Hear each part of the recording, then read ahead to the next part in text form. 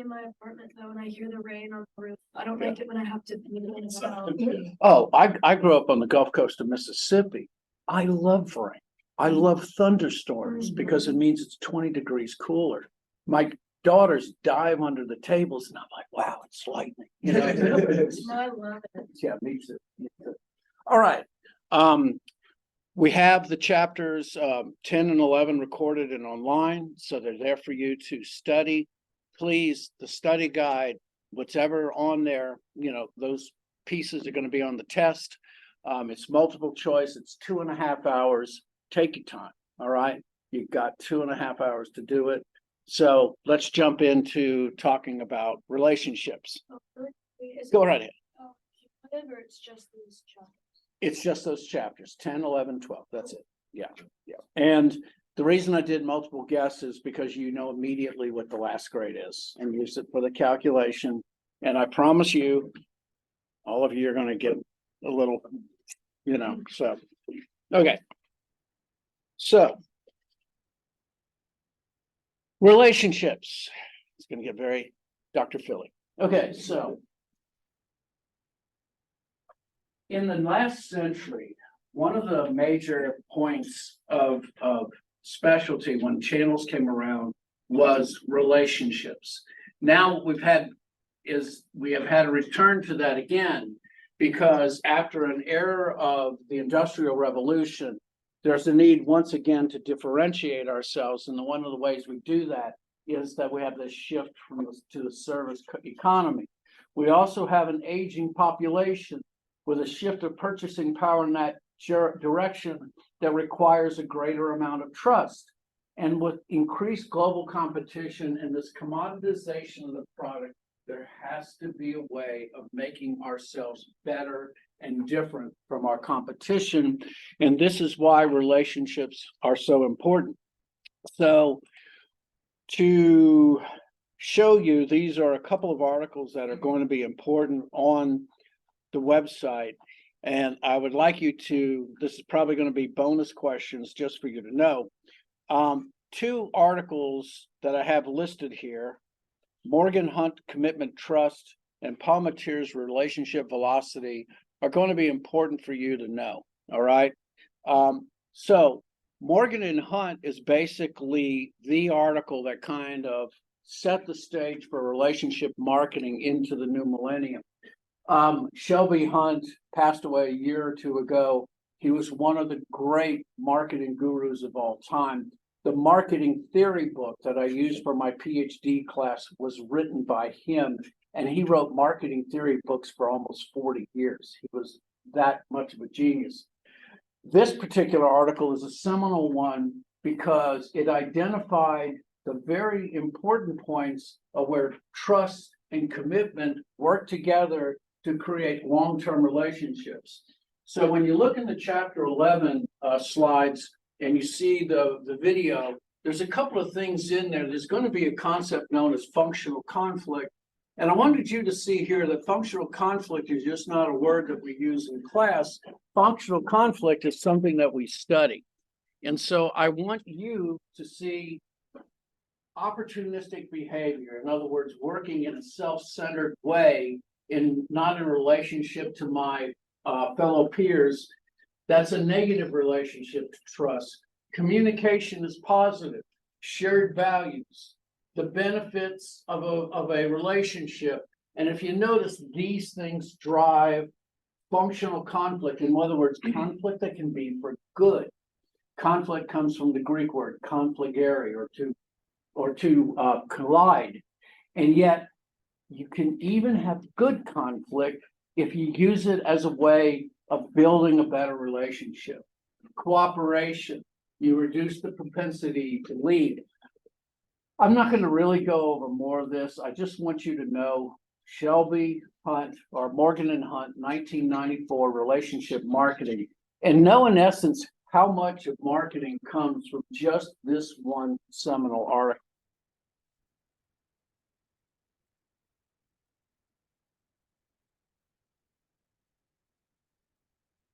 So, oops, wrong one.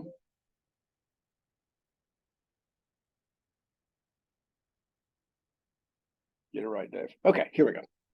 So, what are relationships? Relationships will provide connections that will bind organizations, and relationships are considered enduring and substantial. There's many ways that we can call them things. We can call them partnerships.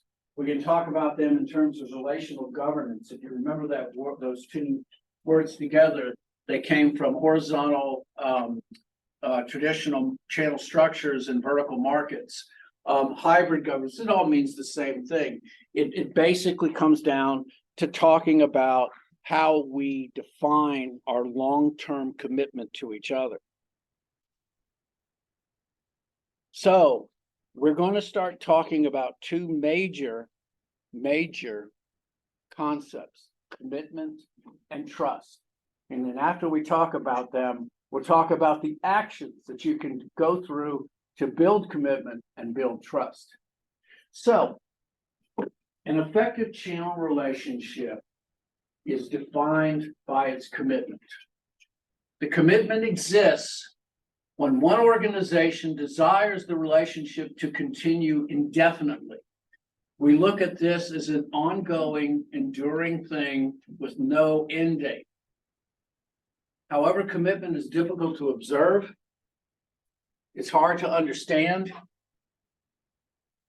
But what we know is that true relationships also are not just freeing, they're encumbering. Relationships impose obligations, but the obligations come with real benefits and real costs. That is the nature of a relationship. The relationship requires limitations on your freedom, but the limitations come with the benefits that make the relationship more rewarding. Tell you it sounded like Dr. Phil. So, what are the dimensions of commitment? In other words, if I were to define them and give them identifying characteristics, what would you consider them to be? First off, there's no such thing as an asymmetric relationship. In other words, one side cannot commit a little bit less than the other. True relationships require commitment from both sides. So characteristics of a commitment is a long time horizon. You can see yourself in this relationship ad infinitum, past the horizon. It is enduring. The next is you have the willingness to make sacrifices to maintain and expand the relationship, because the relationship is so rewarding that the limitations that you give up are equaled by the benefits that you receive. And then finally, there's a real active desire to keep this thing going. You don't want to give it up. You found that it's been rewarding and there's been positive benefits. And every time you have this, you want the benefits to come on again and again and again. And so this is an example of what commitment is.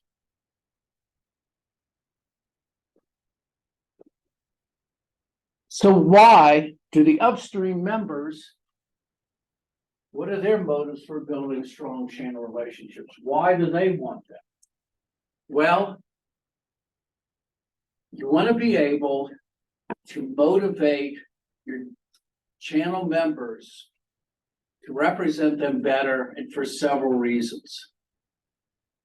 Let's say you have a marketing area or marketing effort in a new territory. You need your partner to work harder in a given area to achieve some new benefit from some new product or service you have. That partner will commit themselves more if they feel like there's a reward for it. And so what you will do is you will support relation-specific investments. You will invest in your partners. You will give them specialized knowledge and skills. You will give them first access to those particular products. And then an even more important thing to this, just as I said that a commitment means an encumbering, the manufacturer through commitment will erect a barrier of entry against future competitors.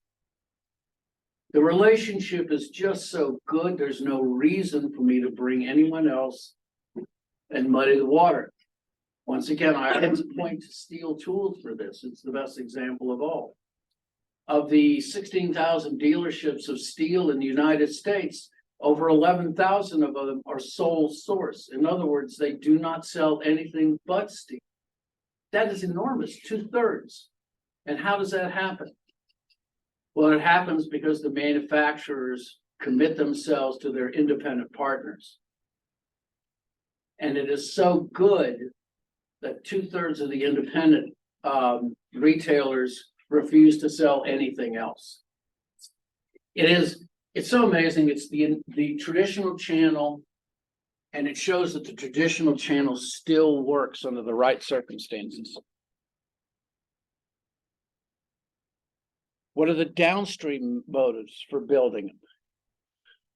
If I'm a downstream member and I want to be able to grow, and I have this product line that is successful, what I have from my upstream partner who I commit to them is I have assured, stable supply of products that are desired.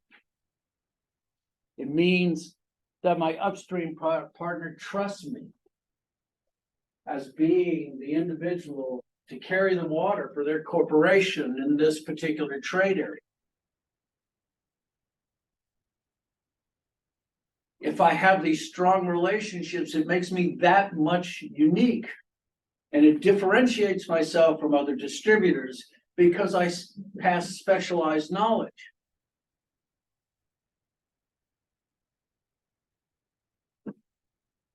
Foot Sloggers is unique, and they're still around and they're still doing well, even though Academy is down the hill. They, of course, have a great position of being in Boone, but they also offer uniqueness at the same time.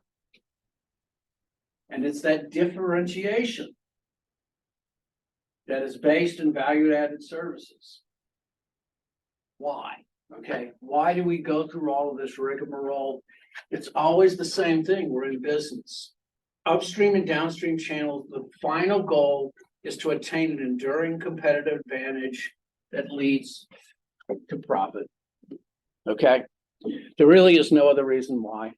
I mean, you can have a transactional approach, and we know that transactional approaches are out there. Hyde wrote about them in 1981, and the example that they gave was you go to a gas station, buy gas there, you pay cash one time, and you never go back again. But the truth is that in the history of marketing, we know that successful marketing happens when our consumers come back again and again and again.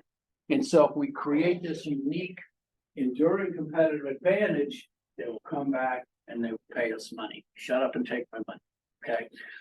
By the way, if you take an MBA, you'll be talked about competitive advantages to your blue in the face. A competitive advantage is something that your business does better than anyone else. Starbucks has that. I mean, I think I make a fairly good cup of coffee, but there are individuals who would refuse to drink anything else, and I understand it. And not only that, but the fact that they've created this competitive advantage and people continue to go again and again, that's what makes it enduring. And it is uncopyable. And that is why Starbucks survives.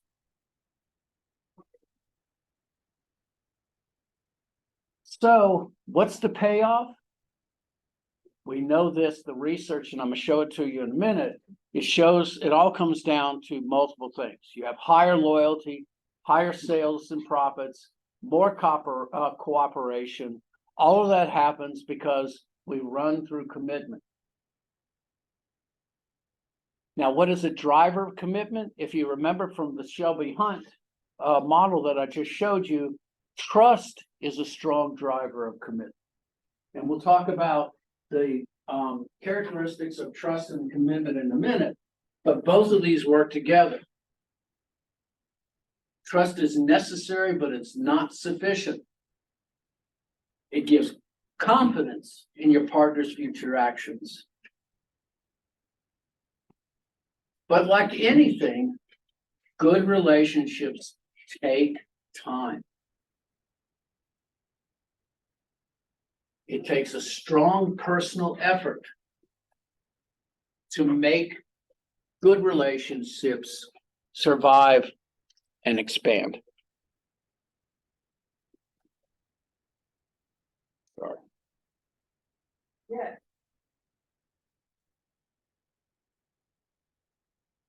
Sorry. Get some of this off here. So, marketing research. If you've ever done marketing research, meta-analysis is a unique type of research. And this is kind of the evidence that they have for the empirical support for relationships. So a meta-analysis is actually where you research. It sounds funny, but what you'll do is you'll scan all the research in a certain time and you'll use one search code, and they use commitment as one of those things that they search for. So they spent looking through 20 years of research across 38,000 different relationships. Anybody in here in marketing research? Okay, so the R is what's called predictability or explanatory power. It explains the reason why success is there. And so what we find is that relationships have a strong effect on word of mouth, on loyalty, and even more importantly, objective overall performance. Because it is one thing to have a good word of mouth and good loyalty, but it's another thing that says that it directly affects the performance of your company. And so this is why relationships is strong. It creates money. All right, so we're going to look at commitment, we're going to look at trust, and then we're going to talk about the channel relationship life cycle. So, commitment. Commitment is essential before any organization can cooperate. We must be able to give our commitment. So, how do we build commitment? Well, we know this, is that commitment builds in the presence of trust. Commitment builds when there's a two-way communication between each other. When you have actual actions that come down to fair dealing. When you've worked on and developed a stable long-term relationship. And from chapter 10, when you balance power. It doesn't mean that the power is equal on both sides. Power can be very asymmetric. My wife and I are very different people. She's very strong in research. I'm pretty strong in teaching. Our unequal halves make a perfect, okay? And then finally, common stakes and common goals.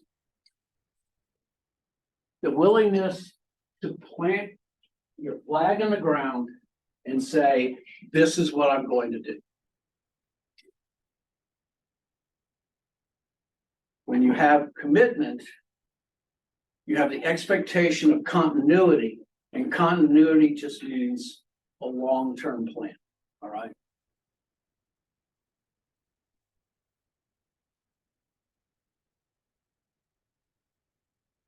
So,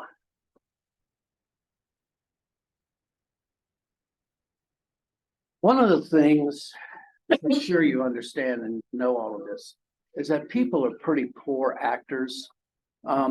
You can act sincere, but the problem is that it doesn't last long, all right? I mean, as Shecky Green said, the most important thing is sincerity, and when you can fake that, you've got everything. Sincerity is extremely important. Deception is possible, but it doesn't last, all right? It rarely works. It means this, that in order for you to build commitment, you yourself have to bring and give commitment. And how do you do that? We are known not by our words, but by our deeds. You have to gauge intentions not by what people say, but what people do. When you have an unbalanced commitment, When one side does not give as much as the other, it immediately creates a negative effect in the relationship, and the downward spiral happens real fast. And I'm sure we've all had something of that effect, of those people that we may necessarily feel like our friends, but in the wrong situation, things just get out of hand. To increase commitment, one party must convince the other that their commitment is higher. Because when you give a higher commitment to the other side, either two things will happen. The other side will get out, or they will increase commitment by what's known as reciprocity. Reciprocity is basically, you do this for me, I'll do this for you. It's one of the most basic things of human nature. There's a study that goes through, there's a great book, self-help book called I'm Okay, You're Okay. And one of the things they talk about is that humans desire and need touch points with each other. They need to interact with each other. Just walk down the hall one day and say, hey, how you doing? 99% of the time, somebody will say, hey, back, because it is a reciprocity, all right? It is for this, I receive this. And in a very wide scope, the same things happen in good businesses. Good businesses make a higher order commitment, and you find out very rapidly just how much commitment the other side is willing to give.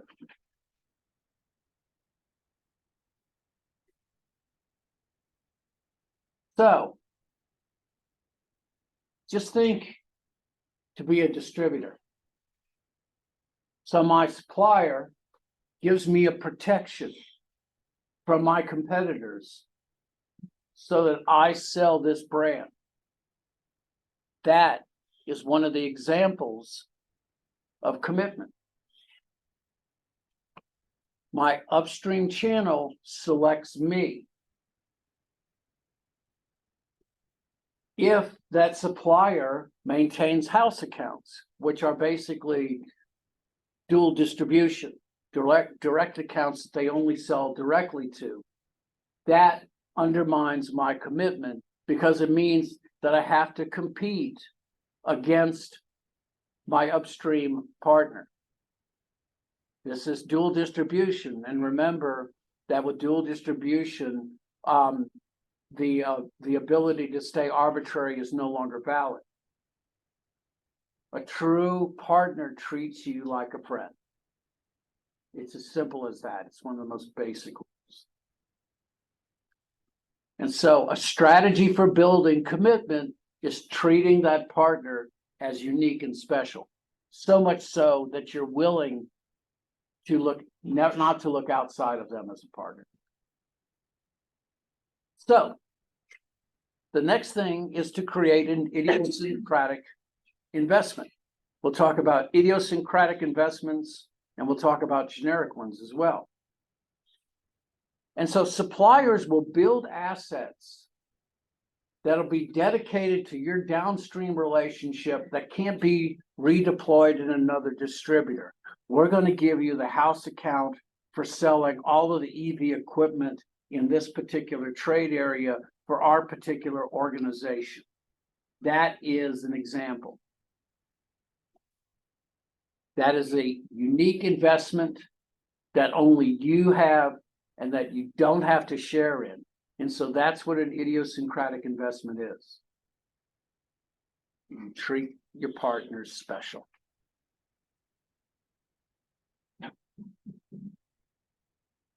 So,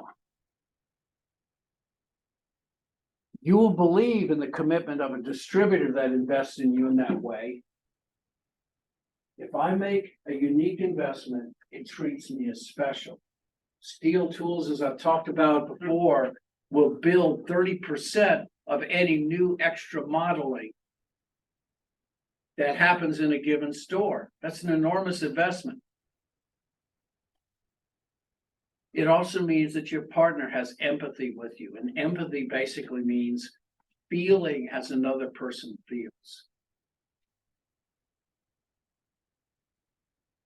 It means also that you're willing to share in innovations and information sharing. Information sharing is one of the most dangerous of all things, But when you listen to the chapter on conflict, you'll understand that if you can't share information, you're many times not going to be able to break down the problems of conflict.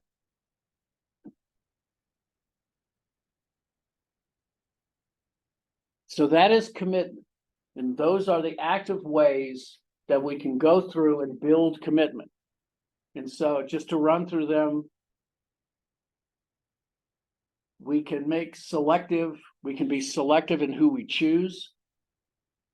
We can make idiosyncratic investments, and we act in a manner that is trusting.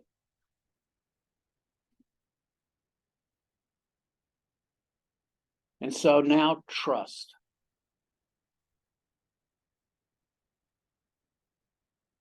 Trust is easy to recognize, difficult to define, because you know it when you got it, but you know it when you don't. Trust is a very personalized human characteristic. Trust is conceptualized as the confidence that the other party is honest.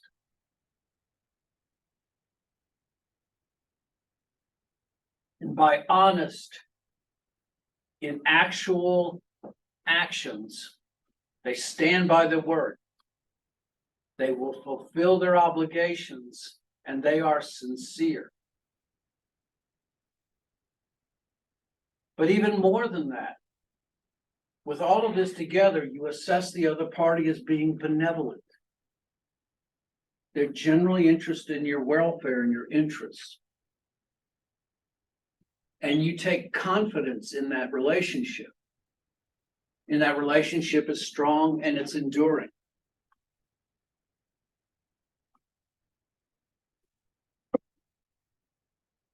Trust is one of those things that takes a lot of research to know whether you have it or not. But then again, in our hearts, you understand it and you know whether you do or not too.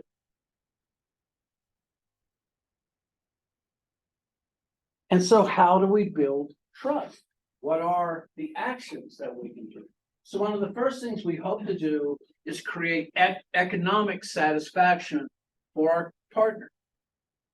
And so economic satisfaction has a definition that is a positive affective. It's an emotive state.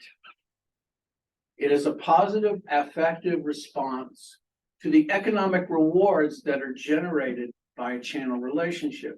Now, it's important to understand it is not a financial reward, it is an emotive feeling. And why is it an emotive feeling? Well, it comes down to basically is that everyone has their own measuring stick by what they consider rewards to be financially valuable or not. But if in my relationship, I am achieving economic satisfaction, a positive effect from rewards that I receive, and those rewards are distributed to me fairly, and I'll talk about fairness in a minute, then I'm happy with the relationship. This is also one of the reasons why we need to be able to build trust. Instead of making idiosyncratic investments, we need to make generic ones. Generic investments generally increase the stability and wealth of your partner, but they can be distributed or used in many other ways. So one of the things that this university does for us is give us money to go to conferences, to be able to do research, to be able to expand our field of knowledge. And that could even be considered risky because with that knowledge, we could use to be able to build more experience to get a better job if we wanted to move somewhere else like UNC Chapel Hill, where they pay more money. Ain't gonna happen. But that's the kind of thing you do. You take risks. And so if you make those risky investments, your partners achieve financial rewards, the more satisfied the partners are. And they have more trust in the relationship. So that is one of the ways that you can build trust.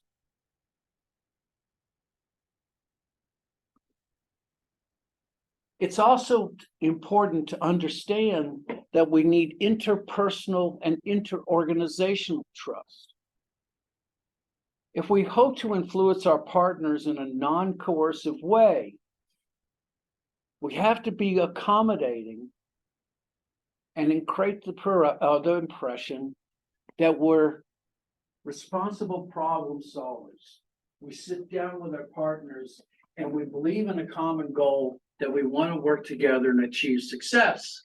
And these are bound up, both economic and non-economic factors, on two things called procedural and distributive fairness. Now, it's either fairness or it could also be justice. And distributive fairness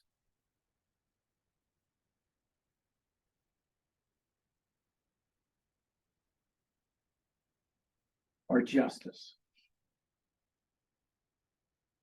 And so what do these mean? Procedural fairness means feeling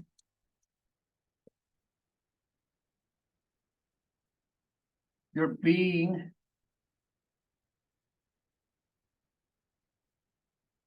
treated fairly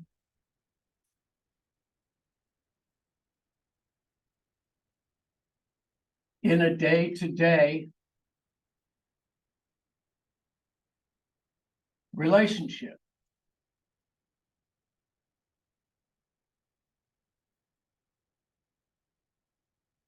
Procedural fairness means that I feel like I'm being treated fairly in a day-to-day relationship. That there are proper procedures to protect me, that you follow those doctrines, and that I feel like I'm not being put upon. Distributed fairness or justice means the feeling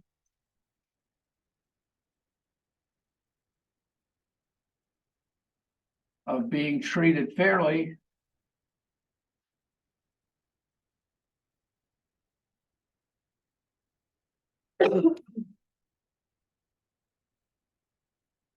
with rewards. In other words, nobody has their finger on the scale. Florida State, take note. Go undefeated, man. You can't make it. Anyway. Perceived unfairness, and we'll talk, and you'll notice this in chapter 11. There is nothing more dangerous than perceived unfairness. It undermines trust, and it leads to higher levels of conflict. You must be treated fair.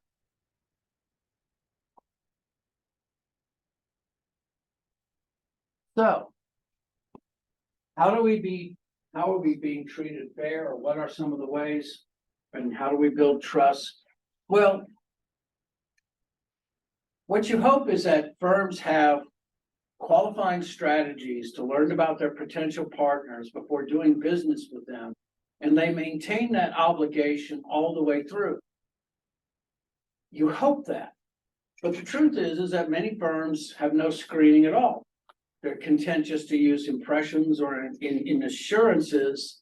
And the difficulty with that is that some environments are conducive to building trust and some aren't.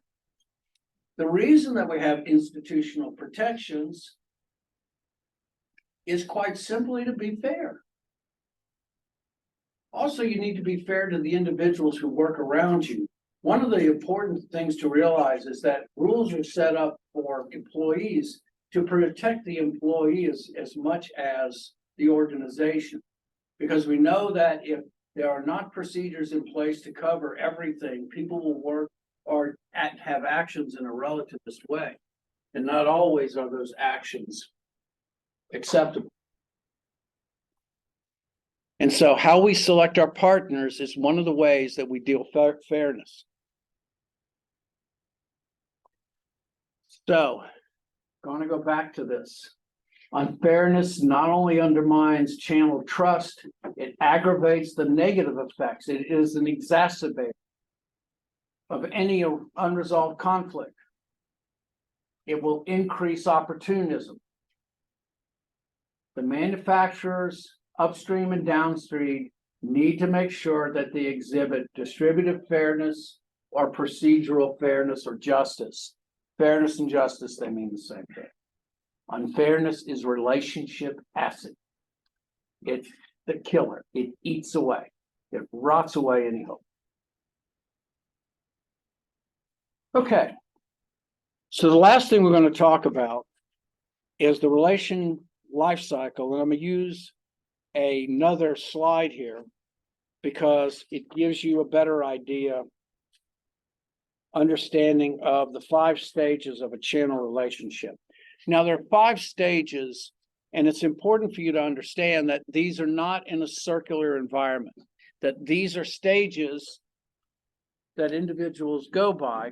It's important to understand that these stages are not linear. They can happen overnight, and they can go on away in an instant, and you can actually skip stages, and this is true, but generally these are the stages that you go through. So first, I'm going to show you this, just to show you what's coming up, because these are the 5 stages.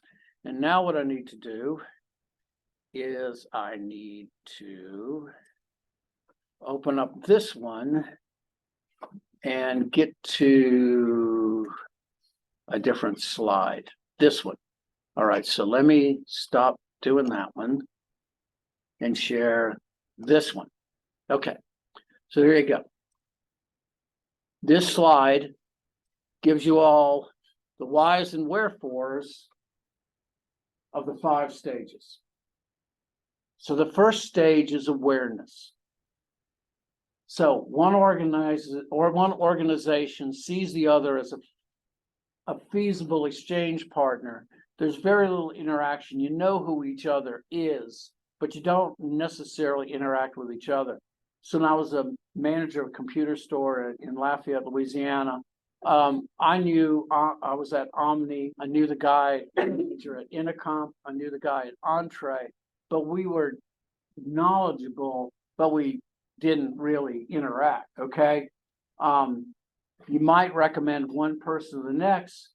There's a physical proximity. It makes you aware of each other, but experiment with transactions. Maybe, you know, if you need something loaned to another, maybe. All right. The next stage is exploration. So you start probing each other's sides.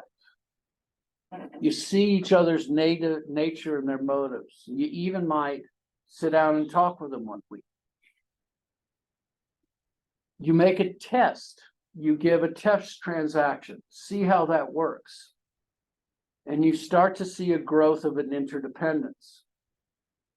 There's a selective revealing of information about yourselves and your corporation. But when you initiate that, as I talked about, you expect reciprocity. And so you give out a commitment and you see if the commitment comes back. There's a huge sensitivity to power and to justice. You wanting to make sure that there is a balanced power between the relationship, and you see relational norms to start to emerge. And so the daily interactivity between each other starts to increase. Each side starts to draw inferences. And so when one partner speaks, there's the expectation of knowing where that is translating and where it's going. At this phase, you can see that these things can be terminated at any time. Now you start to get into expansion. The benefits expand from both sides. Interdependence expands. And it's also important also to note that the relationship, as I said before, does not move in a straight line. It can be extremely fast. And so this is the second thing that you might want to know for the test. And this is Palmenteur's article on relationship velocity. This is the person who wrote your book, by the way. And one of the things that Palmenteur says is that relationship commitment is very rarely linear. What he proved in his research, confirmed in his research, because you don't have any, what he found in his research is that relationship commitment can rapidly expand and rapidly drop. And so there is no linear relationship when it comes to relationships. It just means that relationships have their own tracking. And so from up to expansion, things move rapidly. Risk-taking starts to happen. You start to be satisfied with the results of each other. There's a deepening commitment, and then the goal congruence increases. You start working towards the same direction, and cooperation and in communication increase at the same time. Alternate partners start looking less attractive to you.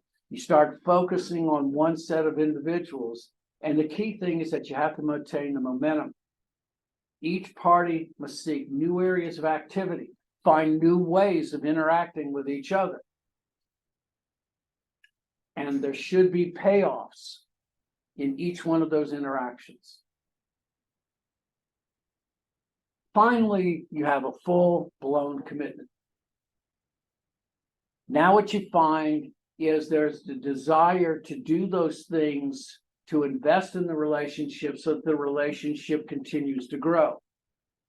You look at things through a long-time horizon.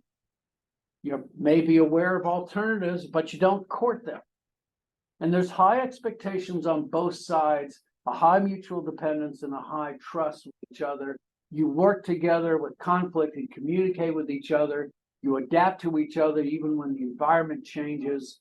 There starts to be a shared values and a shared risk as well.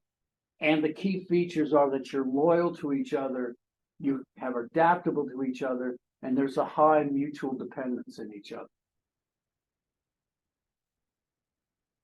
The last thing is decline and dissolution. Decline and dissolution. Decline and dissolution usually happens when one side fails to commit, or as I've said before, being poor actors that they are, you finally see through. Dissatisfaction on one side will lead one side to hold back commitment or investment, and then things start to tumble fast. Because reciprocity works negatively as well as positively. Usually it's gradual, it can be abrupt.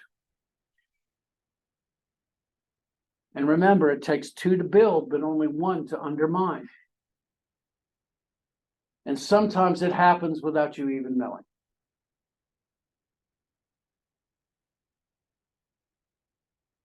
Now, the key things here from this, I want you to recognize two things. It's not linear, all right? It isn't a cycle. Not every relationship goes through each phase, but this is a definition of the 5 phases. I have a question. Yeah, go ahead. Like for like the phases that you were just talking about. Yeah. What about like other people's like testimonies for like a brand or something, and you kind of like they tell you that? Do you like skip the phases when you just automatically jump and be like, okay, I trust? Yes. You know what I'm trying Yes, to say? because you also have a mutual commitment to your partners out there who are reviewers. Okay. By the very same thing, we have relationships with the individuals who we know to be influencers. All right. And so there again, another relationship. And if we find that those influencers have given us valuable information, once again, it's reciprocity. We're willing to believe them. And so we'll always believe the people that we feel like we can trust, and always trust is built when we're giving something of value first. Okay, good question. Yes.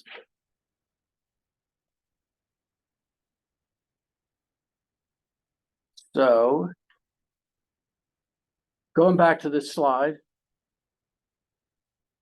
in managing the stages, as I said before, this is the same thing. Development rarely is linear, orderly, sequential. It's just like people, it's a mess. All right. Things just happen. We're put in emergency situations, and sometimes we have to make a leap of faith. And sometimes the leap of faith is bad, and sometimes it's not. But it doesn't mean you can't try. All right. And sometimes we learn hard lessons that way, but many times we only do what we can do. All right. So just realize relationships are not orderly. They are people. I mean, that's what they are. There are no relationships between companies. They're only people. All right. In the long run, companies are people, and you can't share obligations. Obligations are shared between people. Okay. So how do you manage these? Well, in the early stages, you communicate and you have expertise. The exchange of expert information, the unique knowledge that you have when you give to another individual is one of the early ways in which you build trust. The next is you invest in that relationship in idiosyncratic investments that I'm not giving to anyone else, and generic investments that make my partners stronger. And then in the late, what you have to do above all is avoid neglect, or even worse, betrayal. Because these are symbols of conflict and unfairness. Oh, Dr. Phil ought to hire me. So anyway, how do we measure or how do we manage troubled relationships? Well, you're not going to do this in your life, but you'll definitely do it in channels. Realize that relationships require maintenance. They can wear out, even if you maintain them properly. Sometimes just relationships die. They happen. Nobody's fault. Some relationships can handle the pressures better than others.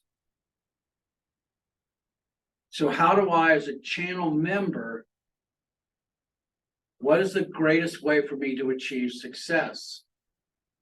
And it is no surprise that instead of having one partner in channels, you have a portfolio of partners.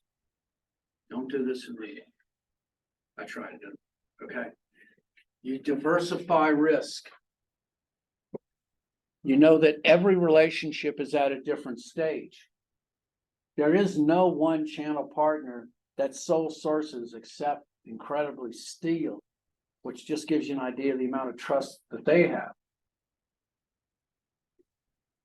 But just remember that on the test, that the best way to manage the risk is to make sure that you have multiple partners. Each one of those partners will be at different stages in the relationships, because rest assured, in the marketing channel strategy, your partners have partners as well. And so that's the way you do it. Okay. And of course, that also should be transmitted in a fair communication among partners itself. Okay. And so relationships are valuable, they're important. Without them, channels are unsuccessful. You need commitment and trust, but you also need to protect your corporations and make sure that you're able to continue with your business and use relationships in a successful way. And we are done. All right. So we talk about the conditions of a good relationship, how to build commitment, trust, the life cycle stages, and the importance of a portfolio of relationships. Okay. So I'm gonna go to my office. I will upload this in tonight. You've been a really good class. I've liked you all. I mean, I don't have special classes, but you're good. Okay. Y'all take care. Enjoy the snow, whatever it is. Okay. Bye. You bet.